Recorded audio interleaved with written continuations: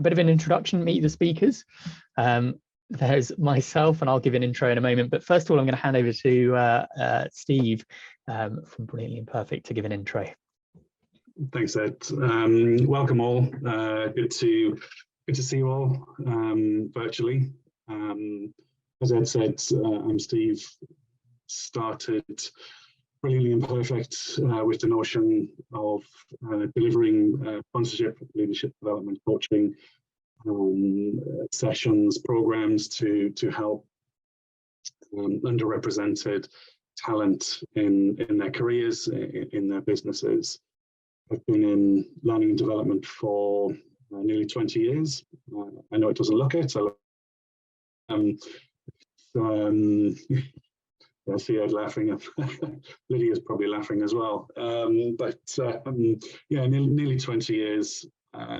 Thoroughly enjoy what we do, and really looking forward to this and giving you information on what sponsorship is and how it can impact you and the businesses that you work for.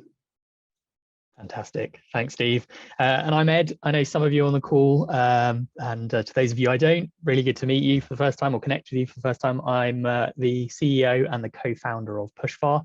And what we do at PushFar is help organizations of all shapes and sizes to launch and scale, in most cases, mentoring programs, a couple of cases sponsorship programs, but I'm keen to learn more from Steve, who's an expert on this, and also things like coaching and buddying programs as well.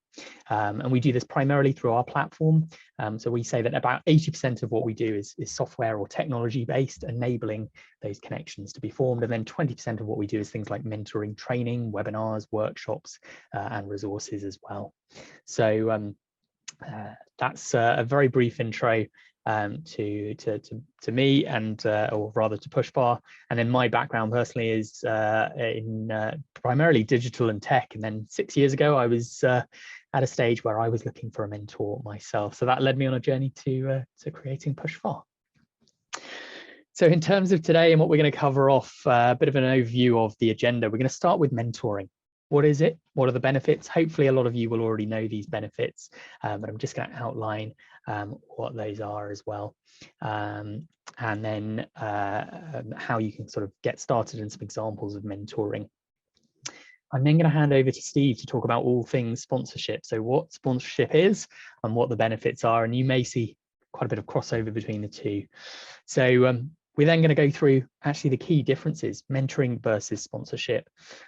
So outlining what the similarities are, what the differences are, and where you can use the two, which will lead us on to the fourth point, when to take mentoring to sponsorship.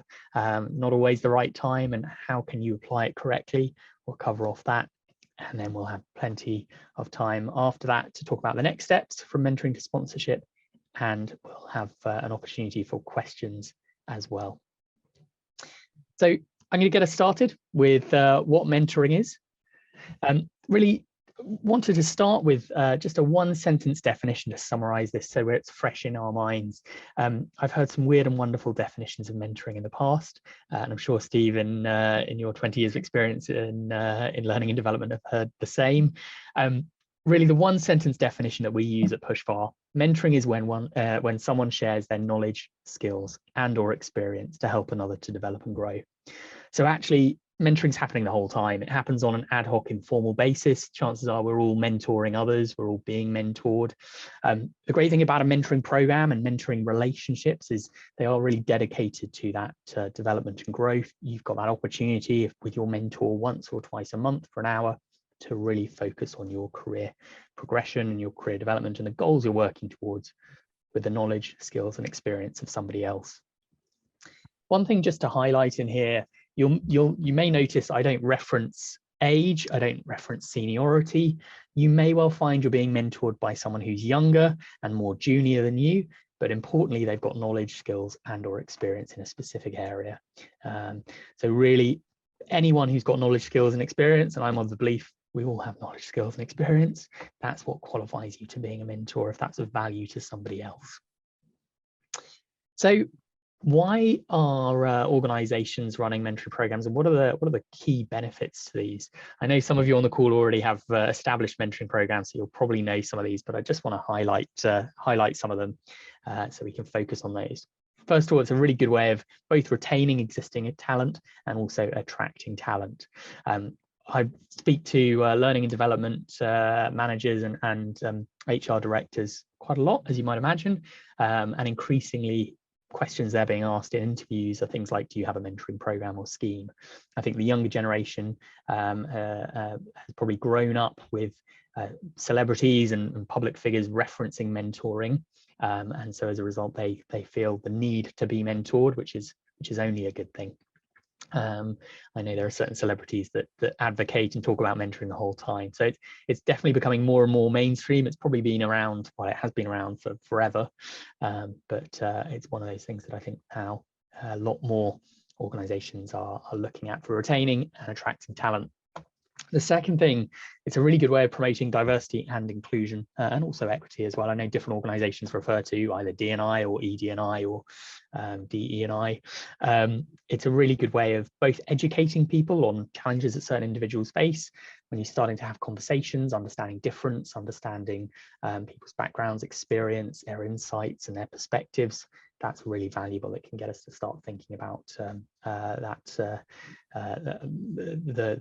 perspectives of others, and then creating an inclusive culture as well. I know Steve's going to talk a lot more about how therefore sponsorship feeds into this a bit later on. It boosts knowledge sharing. By having those conversations, sharing that knowledge, it's boosting that. Don't really need to say too much more on that one. It's a great way of also improving employee engagement.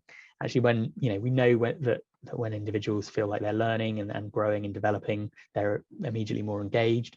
But this also affects the mentors. I think when we talk about benefits of mentoring, certainly for me, I probably think more about the benefits for an organization and the mentee. But actually for the mentor, it's a great way of empowering your people to feel like they can make a difference as well, and therefore you're engaging with them.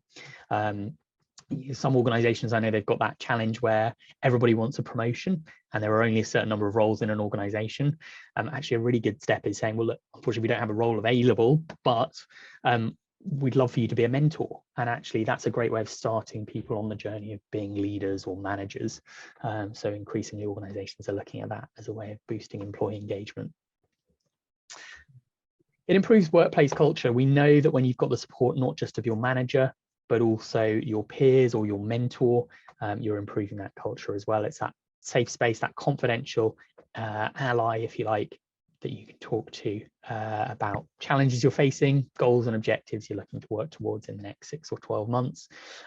Usually they'll be aligned with the business, but I think increasingly organizations are realizing that it's more important that employees feel that if they're supported, even if the goals and objectives that they might have are outside the organization. So longer term, I think organizations are looking at being realistic about the fact that actually they want to support their employees, even if they know that their employees are going to be there for 2 or 3 years and then move on elsewhere. So it's a really good way of just improving that workplace culture. What I'd also say is ultimately somebody's going to be able to find a mentor, whether it's internal or external. So if you can offer that internally, that's just another thing you're providing your employees with in terms of support. And then finally, enhanced teamwork and communication. And the communication piece, really interesting. We're seeing a lot more organizations pushing the idea of cross-departmental, cross-business function, cross-location mentoring too. So actually individuals understand not just what's going on in their own department and their job function and within their own team, but actually other teams. And some organizations have real problems with siloed employees and workforces. It's a great way of sort of breaking down those barriers, sharing the knowledge and the experience between those, and often finding the opportunities that come with that too. I've heard a few examples where the mentor and the mentee have both been working with the same client, but actually they were in completely different departments, and until they got into a mentoring relationship, they didn't realize that. So it just enhances the opportunity for those communications. So 6 key reasons why mentoring is a good thing. Some of those touching on both for the individuals, for the employees within an organization, but also for an organization. So what's the proof? Where's the proof of that? I mean, hopefully what I've just said makes sense and you can understand that for yourself, but we do have stats to back that up and build that up. And some of these are based on our own surveying and others from external sources as well. The first one, 97% of individuals with a mentor feel they are highly impactful and valuable. So this was a survey we did last year with over 1,000 of our mentors and mentees on our network. Unsurprisingly, 97% said that they were highly impactful and valuable. I think that in itself is a pretty strong statistic. 89% of individuals mentored will mentor somebody in the future. So it's not just about those individuals finding a mentor, but knowing that they will be your future mentors as well. And if they're having a great experience and they're engaging with the mentoring program as a mentee, then longer term, they will be able to give back and be mentors as well. 86% of individuals claim that access to mentoring is a factor with them staying in an organization. This was a survey that we did as well. 86% said it was a factor, and 43% said that it was a significant factor. So 43% of the individuals we surveyed said that it would be a significant factor as to whether they stay or leave an organization. So if you want to retain your talent, I would say run a mentoring program, but maybe I'm biased. 72% of Diversity Inc. top 50 organizations report having a reverse mentoring program. And I'm going to talk a bit more about that later on, because you may or may not have come across reverse mentoring. And then finally, 54% and 48%. So 54% of women have a mentor compared to 48% men. I thought that was a really interesting statistic. I hadn't come across this before. That was done using external surveying. So I think that's good to see and great to see. I think we want to make sure that they're both 100% at the end of the day.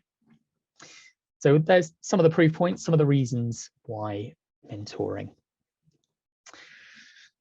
The final thing, just as a bit of an intro that I want to do in terms of examples of mentoring, I've got 3 examples of mentoring relationships and how they're applied before I hand over to Steve to talk about all things sponsorship. The first one I wanted to just touch on is traditional mentoring. Now, traditional mentoring can take lots of different forms, but typically it would be focused around talent development. It's around developing your talent, and it's usually a senior or more senior employee mentoring a more junior employee. Increasingly, we're seeing that not being the case. There are lots of flat structured organizations where that's not the case. But traditionally, it was senior to junior. So it was someone who was in the equivalent position of your manager or your manager's manager, but ideally not in your direct line, mentoring someone more junior. And those mentoring relationships were 6 to 12 months. Increasingly, over the last few years, organizations have started introducing peer or buddying mentoring.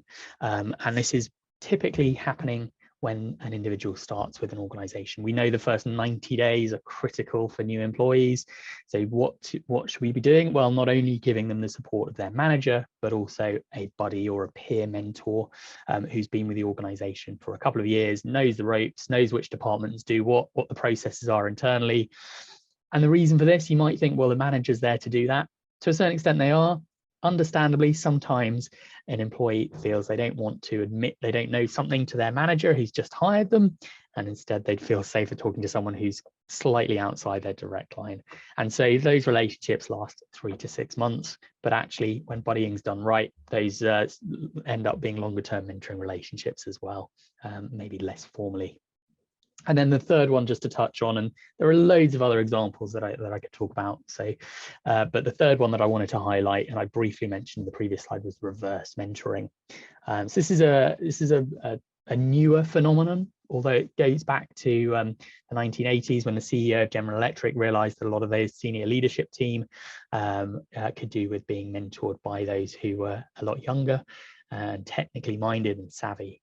And so it's typically turning the concept of traditional mentoring on its head and saying, actually, we want our senior leaders to be mentored. So junior to senior, and a 6-month mentoring relationship is typically what we see. Again, that can be 12 months.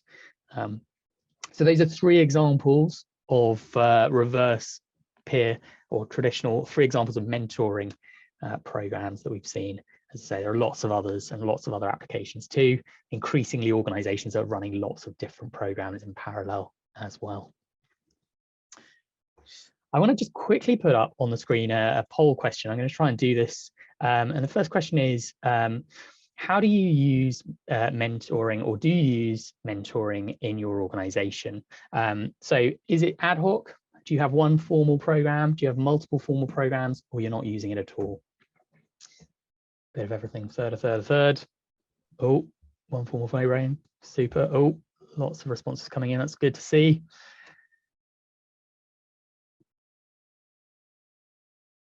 Brilliant. Nice, interesting spread. So yes, ad hoc, that's interesting. So I think a lot of organizations are. I was talking to a charity network earlier, so that was learning and development managers in lots of different charities, and they were saying that that was happening, but it was happening on a sort of very ad hoc or manual basis. Interesting to see a few people saying one formal program, so potentially long term. Could look at running multiple programs with different objectives and different audiences. Quite a few people saying multiple formal programs, that's great. And then a couple of people saying no, not yet. Well, hopefully we can encourage you to start some programs as well. So thank you for that. So I can share those results as well. So there we go. Sorry, I should have done that initially. Apologies. I didn't realize I was the only one who could see that. So what I'm going to do now, in terms of, I'm going to stop sharing that poll first. And I'm now going to hand over to Steve. Thanks, Ed. Firstly, apologies. As Ed mentioned, internet connection, a couple of times it has come up saying that my connection is a little unstable. So if it does go off, apologies. Also, my dog is snoring in the background. So if you can hear her, I apologize as well. She's quite comfortable right next to the radiator getting warm. So if you hear her, I try and ignore her. As Ed was saying, sponsorship, mentoring and sponsorship, there is a lot of similarities. You can do sponsorship without mentoring, but it's not as effective or anywhere near as effective if you just solely go for sponsorship. So mentoring is a key component to it. And what you can see on the screen there is that it acts as a... Oh, we might have lost Steve. As a light, highlight. Oh, hello. Sorry, Steve, we lost you for a moment there. If you could say that again. I knew it was... Thanks, Ed. Sorry. Yeah, highlighting colleagues and opportunities and recognition for colleagues. So I'm not sure what was missed there, but yeah, sponsorship can be done without mentoring, but ideally it's more effective with both. So if we look at the benefits of sponsorship, the first one that we've got is similar to what Ed was talking about earlier on in terms of improving and developing skills. So you're developing your own skills as well as somebody else's whilst you're doing the sponsorship. You are the sponsor, and you'll have a protege, and both will be actively engaged in that. But as a sponsor, you will be involved directly in somebody's career and having an impact on that, having an impact on somebody's ability to move forward, somebody's ability to do a project, somebody's ability to enjoy what they're doing, and impacting and seeing the results from that. So you're actively engaged in that. And as Ed was saying, DE&I, D&I, ED&I, whatever the words are that you're using, it has a massive impact on that. And we'll come on to that in terms of the stats. That there are some quite shocking stats with that, with impacting that, and how it increases people's colleagues' engagement and satisfaction. People are more satisfied if they're and more engaged in the business and the team and the work that they're doing if they feel somebody's invested in them or actively engaged or trying to help them develop. And it does help reduce turnover.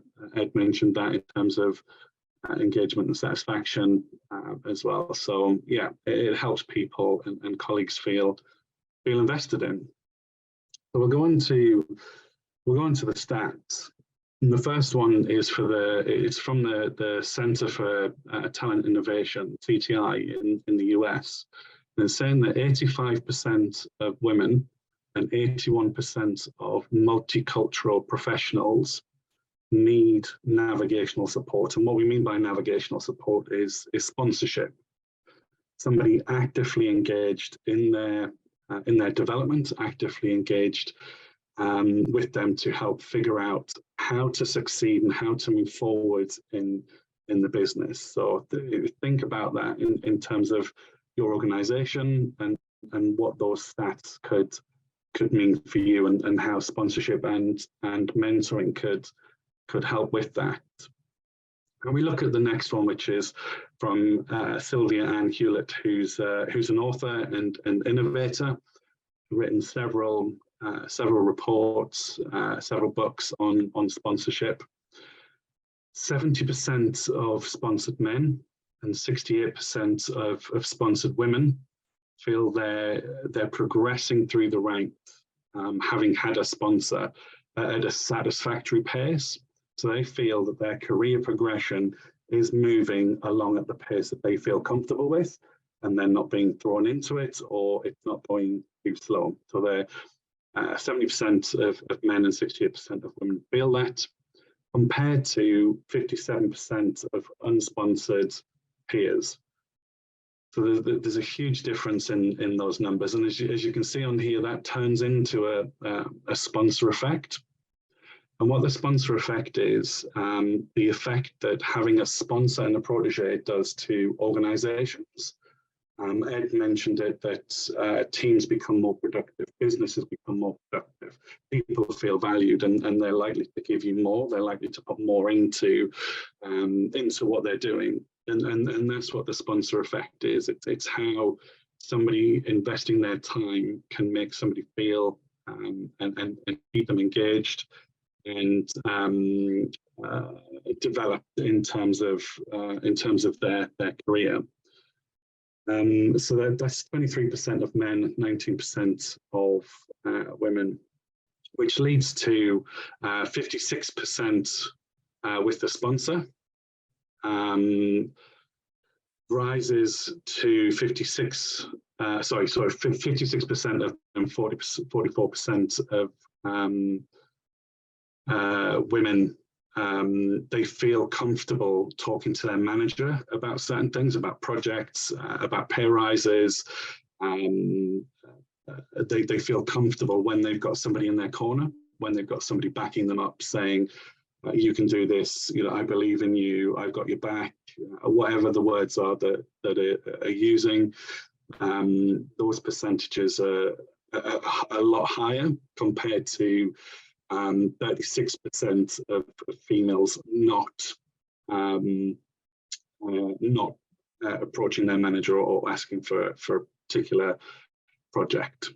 And then that comes to pay rises. I mentioned that briefly in the previous stat, but 48% of men and 38% of women will make a pay rise request. So not only will they look at their projects, the work that they're doing, the different opportunities, but they will specifically feel more comfortable asking for a pay rise if, as I said, if they've got somebody in their corner backing them up, versus 70% of women not asking for a pay rise. So you can see that there's a stark difference there in the stats. Ed was talking about the mentoring and the examples of in terms of onboarding and the reverse mentoring, and in the traditional sense as well. As I said, sponsorship, it can work by itself, but it is a lot more effective with mentoring and that stability that you have there. And the difference between mentoring and sponsorship is somebody advocating for you, So I put it down to the 3 Ps: position, power, and privilege. If I'm sat on a talent board and I'm mentoring somebody, how can I advocate for them to progress to the next stage, whether it's senior manager, head of, director, whatever that career progression looks like. If I'm looking at pay rises, if I'm looking at bonuses, if I'm looking at different projects, again, how can I use my power, position, and privilege to be able to say, actually, you know what, this person deserves it. I've been working with them for the last 6 months, 9 months, 12 months, however long it is. I've seen them grow. It'll be rewarding for them to do it. It'll keep them engaged. So the sponsorship is basically being an ally for someone. It's standing up and saying, this person can do it. I believe in them. But it's also recognizing the opportunity to do that. Not everybody will want to do that. Not everybody will want to be put forward for projects. Obviously, hopefully everybody will want to be put forward for pay rises and bonuses. So when you're in your mentoring relationships, if it feels right, ask the question. There's a particular project that's coming up that I know is coming up. How do you feel about me putting you forward for it? How do you feel about working together on it, whatever that looks like? So make sure that when you're in your mentoring relationships, once you've got those set up, asking the questions, and a lot of help people with the confidence side of things. So if you're not confident at spotting those opportunities, or if you're not confident in speaking up and being an ally and recommending somebody, that's what we do. That's what Brilliant and Perfect does. We give you the opportunity to learn how to do that and use that to great success, as seen with the stats before. So another poll question for you. Sponsorship may be something completely new to you. You might not have heard it before, or you could be way ahead, having set up sponsorship programs. So yeah, do you run a sponsorship program? And if not, what are the blockers? What's stopping you or your organization from doing a sponsorship? Yes, we run sponsorship. No, not enough understanding. No, not enough support or resources. Or no, unsure of the benefits are the answers. And Ed, I'll hand back to you for this, because I can't Yep. see I can't see the results. So yeah, there are still a few coming in, so we'll give it 10 more seconds, and there we go. So I can share the results now, which are interesting. So Steve, do you want to read those out? Hopefully you can see those. Yeah, they've come up. Thanks, Ed. Yes, 18% of the people who are online run sponsorship, which is really great to hear. Not enough understanding and not enough support and resources are winning out at the minute, and unsure of the benefits. So it's an interesting mix there, and hopefully what Ed and I are talking about will spark bigger conversations in your organizations. So if you are doing mentoring, how do you take that to sponsorship? Get in touch, I guess. Sales pitch. Ed, I'm taking the time. Get in touch. I'll shut up now. I'll go on mute.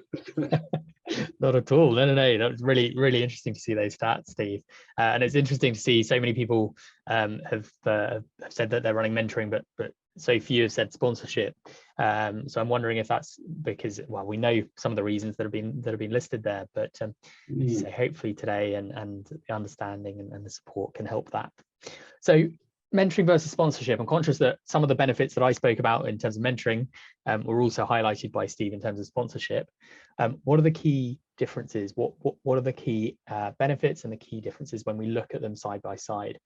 So the first one from a mentoring perspective is that it's not always hierarchical. We've talked about reverse mentoring, we've talked about peer mentoring. Really importantly, it's about people sharing knowledge, skills, and experience, and that can happen at any stage in our career. Whereas sponsorship, sponsors are always more senior. So Steve, do you want to talk a bit about that? Yeah, it goes back to what we just talked about in terms of the three Ps, the power, position, and privilege. You generally find that the more senior somebody is, the better place they are to help their protege to be able to sponsor somebody. So yeah, the seniority counts in sponsorship. And Steve, sorry, I appreciate other people will have questions, and there will be lots of questions or time for questions at the end. But actually, that sparked a question for me: is there a minimum seniority that someone has to be a sponsor? Because I think, in my mind, I think sponsorship is about getting the senior leadership team in an organization to be sponsors. But actually, obviously, there's a limited number of senior leaders. So actually, can sponsorship happen at all levels as long as the sponsor is more senior? And is there a minimum place or minimum position the sponsor needs to be at to be a sponsor? Yeah, it depends on the organization and the structure. And I've worked with flat structured organizations. Oh, we've lost Steve. Hopefully he'll come back in a minute. Otherwise you're stuck with me. Sorry, Steve, we lost you for about 30 seconds there. Apologies. No, it's me. It's my internet. I said it's been one of those days.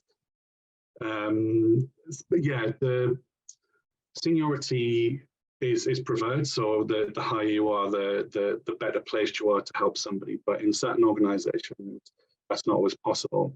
If you're a manager and you have access to HR, that could work. You could be a sponsor to, if you're working for services and you're sponsoring somebody in finance, as an example, and you've got access to HR, you could still advocate for somebody in that particular way. So yeah, ideally yes, but not always, and that's what Brilliantly Imperfect does. We figure out how sponsorship can work for you. We tailor it to you, your organization, your teams, your structures. And yeah, it's about the three Ps: the power, position, and privilege. So if you've got all three, great. If you've got two, still works. If you've got one, we'll make it work. Cool. Fantastic. So second key difference between mentoring and sponsorship, or second thing to highlight, is that mentoring can be internal and external. We're seeing lots of organizations that have got really successful mentoring programs running internally, but they also want to work with other organizations in the industry or other organizations maybe outside that industry. Increasingly, we're seeing organizations looking at mentoring their employees, mentoring students, for example. So that could be a really nice way of doing it.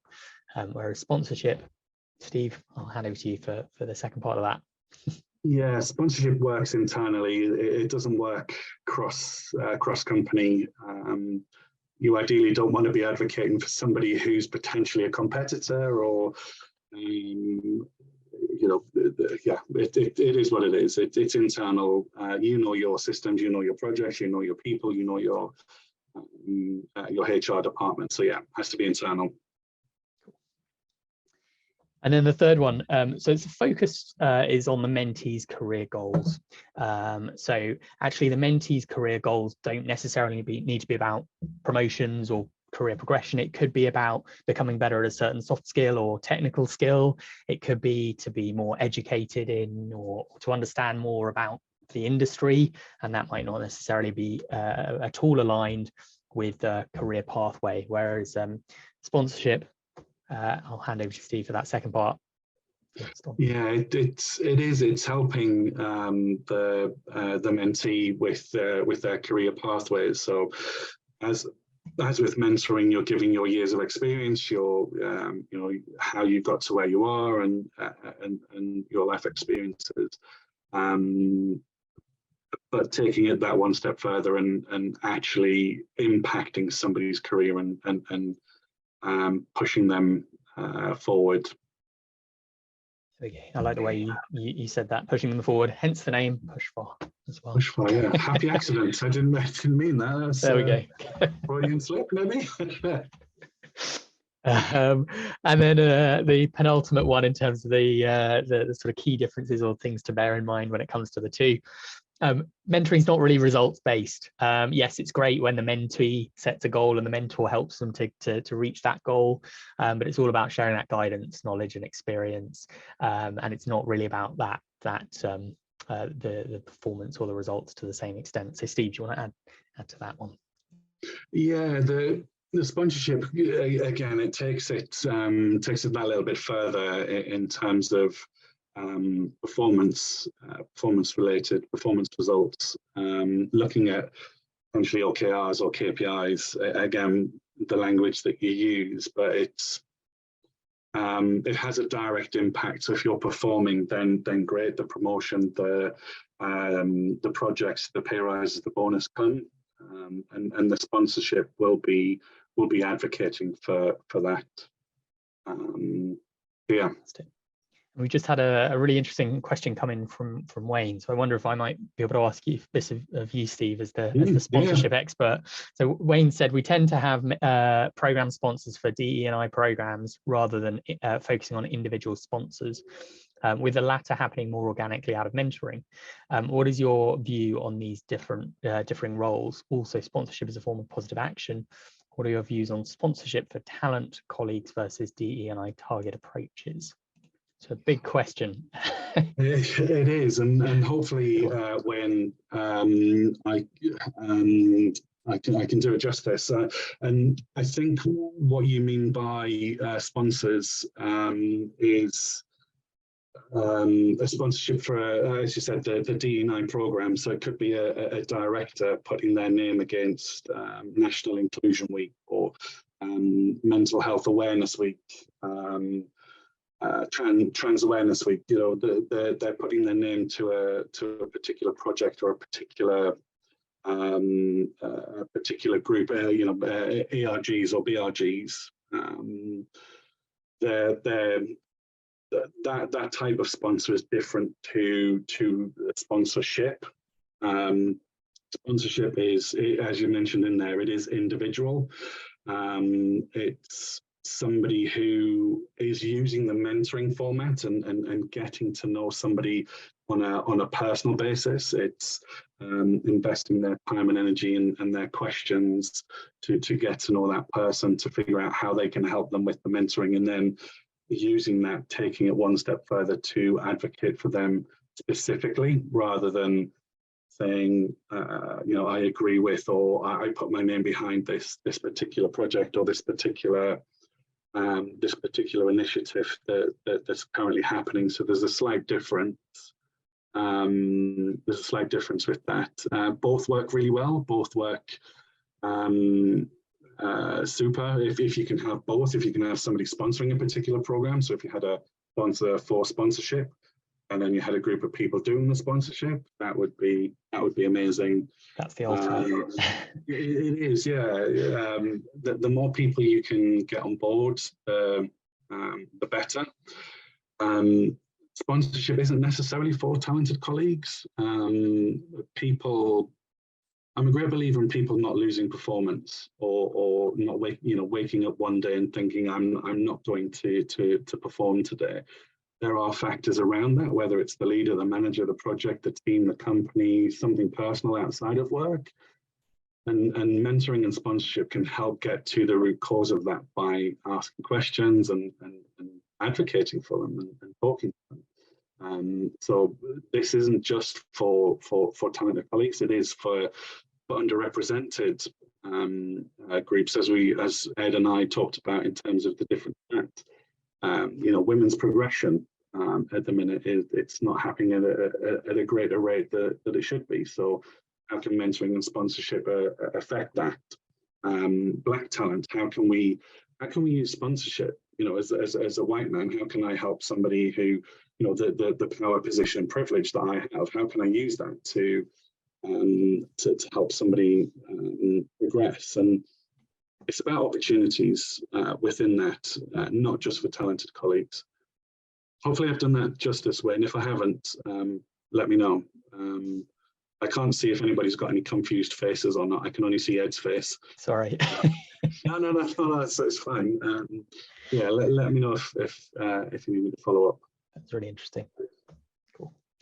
And then the final thing in terms of mentoring versus sponsorship, there's no networking expectation with mentoring. So with mentoring, it's about the mentor giving up their time, and it's about the mentor focusing that time and sharing their knowledge, skills, and experience with the mentee to help them to reach their goals.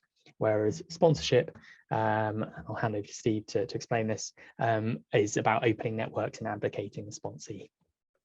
Yeah, and it's the 3 Ps, giving somebody access to your privilege, to your position or your power that you might have.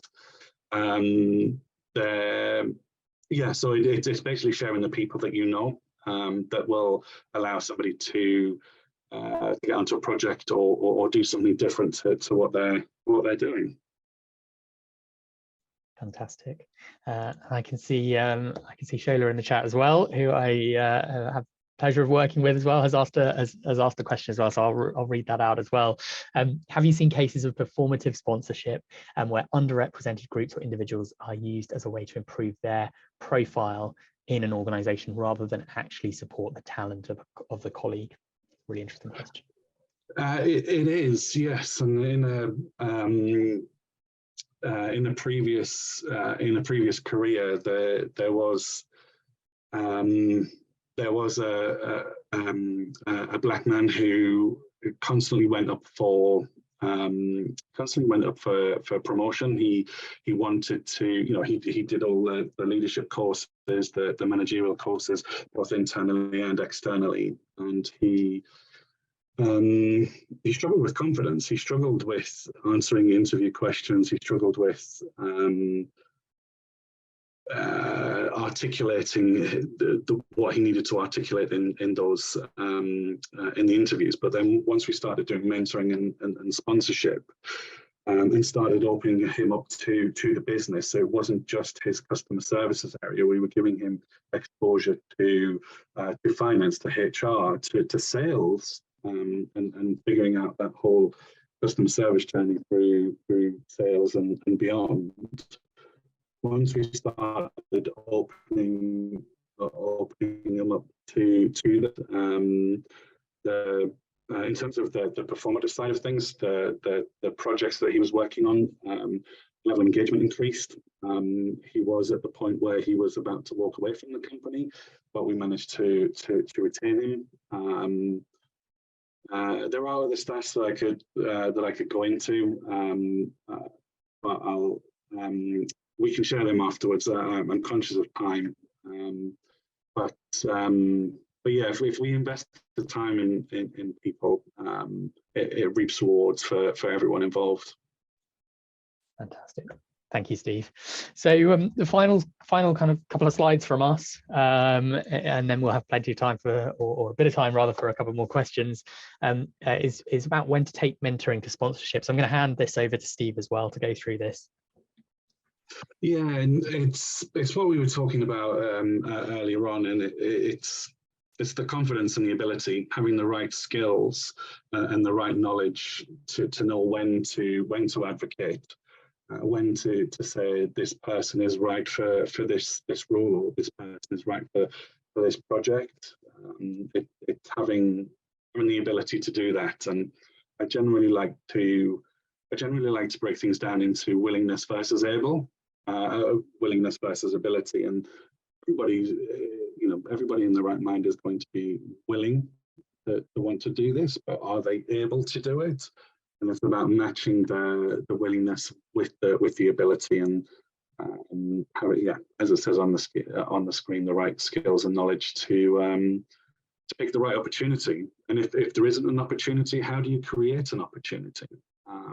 Your sponsee, your mentee might not be able to see that, but you can, and you can advocate for them. And Steve, on that, when is it not the right time? That's probably a challenging question. That probably that probably differs from relationship to relationship, right? But Mm. are there any sort of obvious examples or cases where you go, actually it's better that the mentoring stays as mentoring and it doesn't shift into a sponsoring relationship or a sponsorship, and what are the reasons for that? Yeah, again, it's the skills and the knowledge. It comes down to your ability, and when you're mentoring somebody, if you get a sense that they're not ready, if you feel that they are leaning towards the more constructive or the more negative side of things, and you're picking up on that and you're trying to push them along, but they're not moving, they're stuck on a particular point, you'll get a sense if somebody's ready or not. And ask them questions. Open questions are crucial in mentoring and sponsorship. I mentioned earlier on, asking them, this particular project is coming up, what do you think? Do you think you're ready? Between you and your partner, I'll say partner rather than mentee and protege, between you and your partner, you will know when it's right, and if it's not, ask the questions, and they will ask questions of you as well. Do you think I'm ready? And be honest with them, and that's where the mentoring comes in. You might not be ready now, but if we were to do this and this and this, then yes, you could be ready. Yeah, fantastic. So the final slide really is kind of what the next steps are. So we've broken this down into 4 hopefully easy to understand steps and an approach, and not all these steps will be right for every organization now. Some of them might want to embed mentoring first, and others might look at sponsorship straight away. But really the first one is important to do is map out programs and objectives. So where is the organization at the moment? Do you have mentoring programs? If so, are they ad hoc? Have you got just the one? Have you got a few? Are they formal? Are they informal? How does that look? And importantly, not just mapping out what those programs are or the programs you would like to have are, and it might be that just one program is the right approach, but what are the then objectives for that program? So if it's a program aimed at an organization and talent development, are the objectives around employee engagement, employee retention? If you're running programs for colleges and universities, is it around students learning from professionals? If it's aimed at membership bodies or institutes, is it around things like the objective can be, yes, talent development in the industry, but also membership retention for the program managers too. So a few different things to look at there in terms of mapping out what that is. The second step, and maybe we're biased here, but embed Pushfar's platform. So there's a reason why we'd say this. The platform itself enables you to really streamline the whole process and actually focus on the things that matter. So you're not having to focus on sending emails to people going, this is your mentor, or this is your mentee, or in the case of sponsorship, this is your sponsor, this is your sponsee. You're not having to manually go and send out those surveys and ultimately spending a lot of time on the things that can be automated.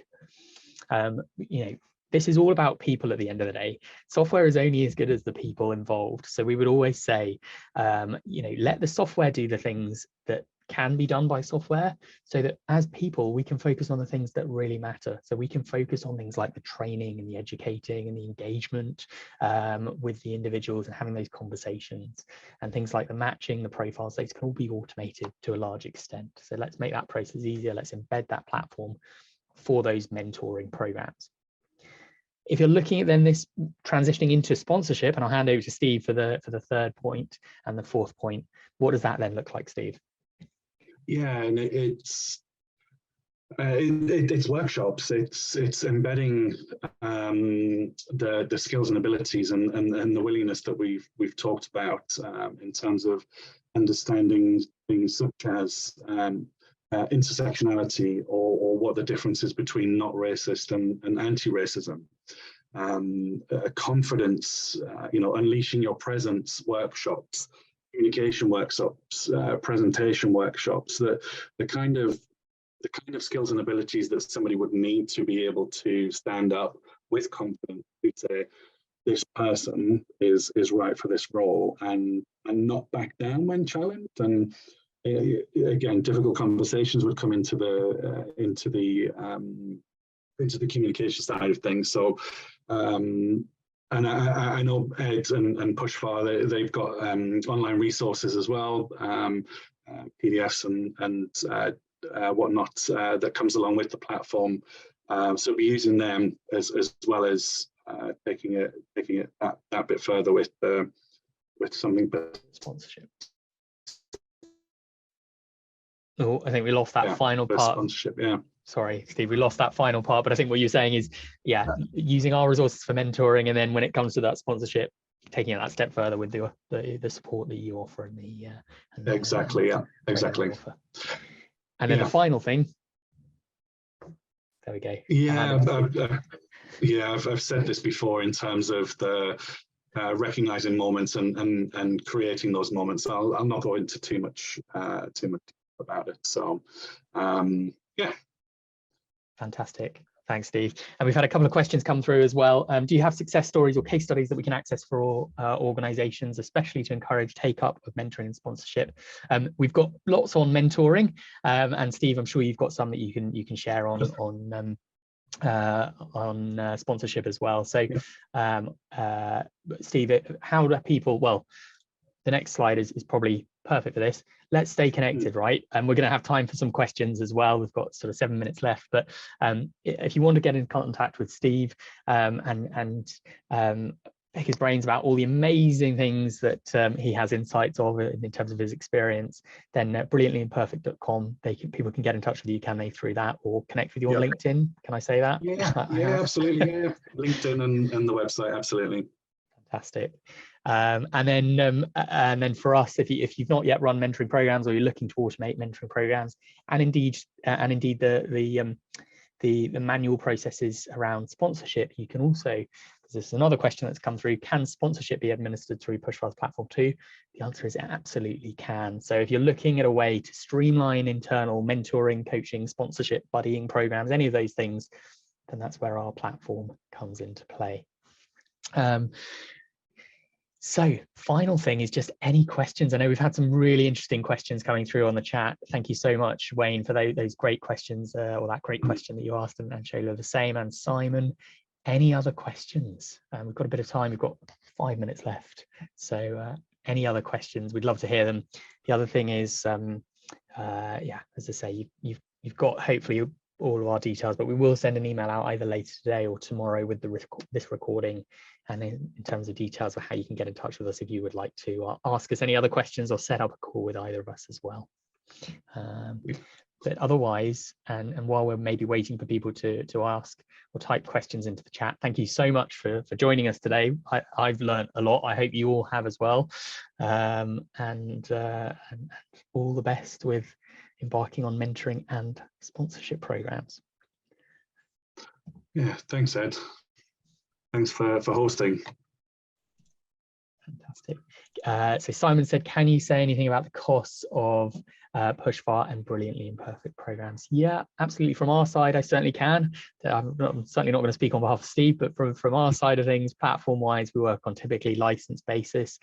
So in terms of participant numbers, you can start programs with anything from sort of £5 per person per month on sort of annual contracts. So we really can set up a highly effective mentoring program for your organization at a very accessible cost. And that, as Steve alluded to, that includes mentoring, training, workshops, webinars, and success there as well.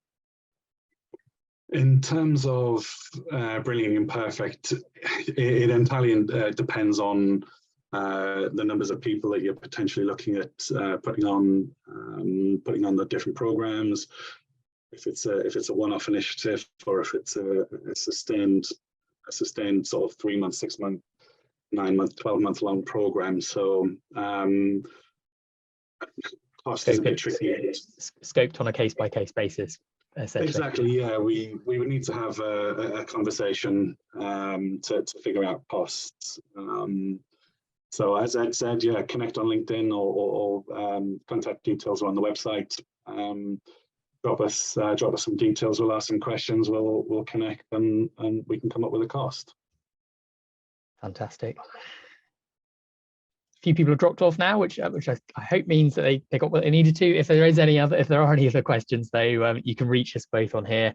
Otherwise, thank you so much for joining us today. We hope you found it useful and beneficial and insightful. And I hope you all have a fantastic rest of the day or day ahead, depending on where you are in the world. Yeah, thanks so much for joining, everyone. Really appreciate it. We appreciate the time as well, Ed. Thank you. Thanks, everybody. Thank you, Simon. Oh, that's fantastic to hear. Thank you, Seeley. Thanks, Simon. Thanks, Richard. Right. Have a good rest of the day. Bye-bye.